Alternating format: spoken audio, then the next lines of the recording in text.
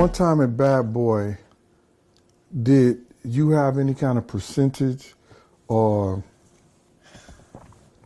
any kind of revenue that was owed to you when you were left? I can be honest and tell you on this platform the economic growth at Bad Boy. So let's talk about me coming from ABC and Orion. So I'm pretty much settled, and I have a little bit of money, and I'm okay. And then I have a golden parachute, and I have my apartment on 5th, so I'm good. I'm cool. Then I'm doing some promotional events, with some music industry people, and I'm being interviewed for maybe a job at Uptown to happen after this job is over at Orion. That's how the Bad Boy thing comes in. Andre, through Jimmy Jenkins, the greatest promo man and one of the flyest of the executives that's still around right now, working with the Hughes brothers in film. So fly, I can't get him on the phone. But during this time, he was the fly promo guy, best friend to Andre Harrell, blowing Uptown up, and he introduced me to Andre to fulfill a marketing position. This is how close Andre and Sean were. Andre knew he was giving Sean the deal for Bad Boy, and Sean knew he needed someone to help him to put it together. Andre, in interviewing me and a few other people, it came down to me and another gentleman by the name of Brett Wright. God bless you, Brett Wright. We worked right side by side. Brett is doing excellent business now, had all the hair magazines, a bee farm right now. All these people are winning. I didn't get the job at Uptown.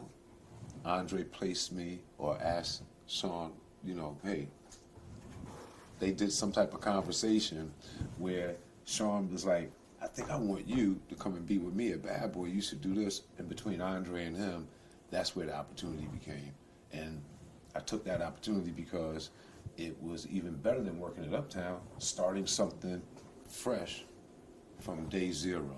The only thing we had achieved at that point was maybe naming the company Bad Boy, maybe we had an LLC, and the lawyer from Spivak and Marsalis, Kenny Marsalis, was the person that put the LLC together for us.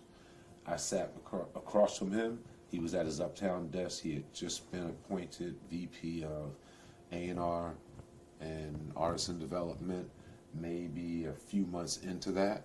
CCNY happened, shut us down. He came back to the job, and then we started to accelerate with Bad Boy through Uptown. Personality clash. We were thrown out of Uptown, then we were starting at Arista, where you came in. So yes, all those evolutions, I didn't have anything on paper, except for from the very beginning, he gave me 25% of the company. Right. And so I had 25% all the way throughout. When we started Uptown, I had my own money. There was no budget.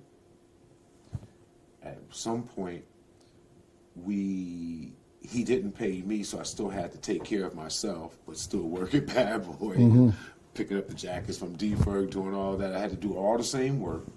It was me and him, so everything he needed at that time, I took care of to build his company. I want to pause for a second, because there are a lot of executives that came from that company. They're VPs now, they're presidents. All of them came after me. No doubt. And if they felt that they were worked and that they put blood, sweat, and tears into Bad Boy, what do they think I did to get it ready for them? Mark Pitts, Harv Pierre, Michelle Joyce came from there, Gwen Niles, Leote. Leote Blackmore went on to do Blackground with Chaz and all of them. And she went to Rough Rider. Rough Riders with Darren and Joaquin, the Dean family. I had a part in helping them when we signed the Locks, and they were able to get their deal. Everyone that we were affiliated with, I gave love to from what I knew here, that the ancestors prepared me for, that I went and did a good job, never stealing, never lying, showing up, always responsible, never a day off, no vacation time ever, just constantly grinding, all the way through. And it's And I had 25%. Wait a minute. So to answer the question, I had 25% at Uptown. No money initially. Then Andre might have paid me through the Bad Boy budget. That there was a budget initially, and I didn't get any of that. Then the second go around, I might have gotten something, and that might have been about $30,000 a year or something like that. It went to about $40,000 when I went to Arista in Old Boys Defense. We had maybe a $5 million deal on the table from Arista. Let's say that's the number. $3 million was for budgets, marketing for 3 artists. Then the 2 or so was for what he needed to do to get things together. He might have offered me half of that for what I needed to do, but I knew based on the deal, I couldn't have that in my pocket. We had to have an office space, pay rent, executives, and all. So that's how I budgeted myself at having a smaller amount so we can make the company work. At the time you was calling, and I had to make sure everyone was paid from security and this and that and that and this. That's what happened. So 25% was what I was really counting on. And then it came to be a point where he took that back, him and Kenny Masalas. It was all of a sudden, it was boom, boom, boom. We need it right now. You have to sign this right here.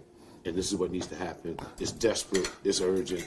I thought they was playing like, I was told that it was a ruse. It was a ruse because I was told that it was a couple of baseball bats that was.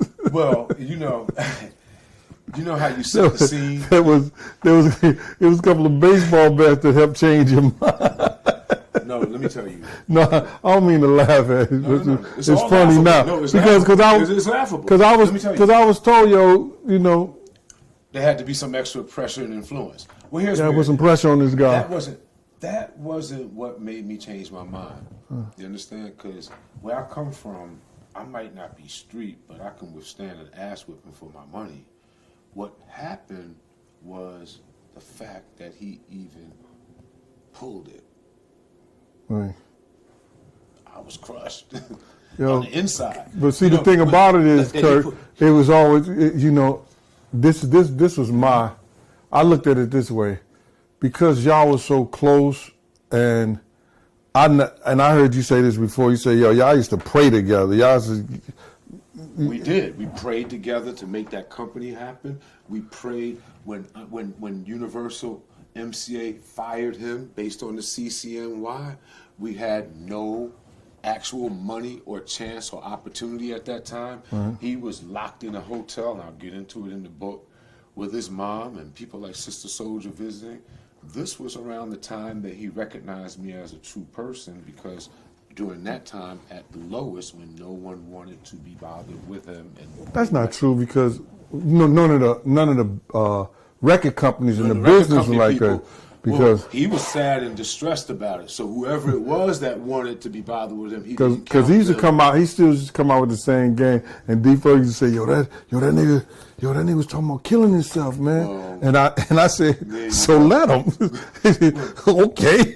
We'll see. If that's what he want to do. Some of that I want to say for the books. It's a natural reaction. They start mixing the facts in. They put their story with your story, like that's really what happened.